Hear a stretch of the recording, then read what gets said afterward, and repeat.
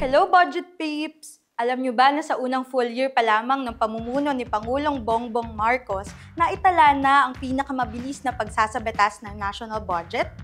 Ito ay ang FY 2023 National Budget.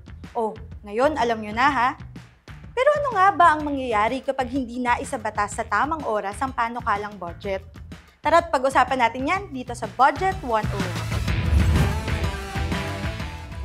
Ang Kongreso na binubuo ng mababang kapulungan at ng Senado ay binibigyan ng hanggang sa katapusan ng bawat taon upang isapinal ang General Appropriations Bill o GAB. Ito ay sa pamamagitan ng mabusising pagsusuri sa Bicameral Conference Committee.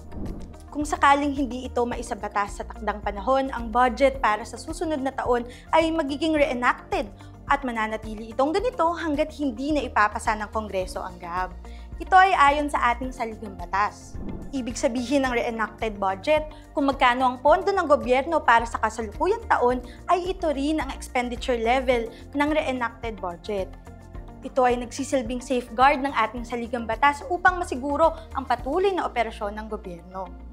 Dahil sa reenacted ang budget, ang mga bagong proyekto o serbisyo para sa susunod na taon ay hindi agad mapopondohan ng naaayon sa orihinal nitong budget program. Maaari ring magdulot ito ng pagkakaantala sa mga isinasagawang proyekto dahil maaaring hindi nito matanggap ang akmang pondo na kinakailangan para sana sa paparating na taon. Kaya't napakahalaga po na maipasa ang GAB sa Pangulo sa tamang oras upang ito ay malagdaan at maging batas na kilala natin bilang General Appropriations Act o GAA. Sa ganitong paraan, mas magiging mahusay at epesyente ang paghahatid ng serbisyo publiko para sa bawat mamamayan ng bagong Pilipinas.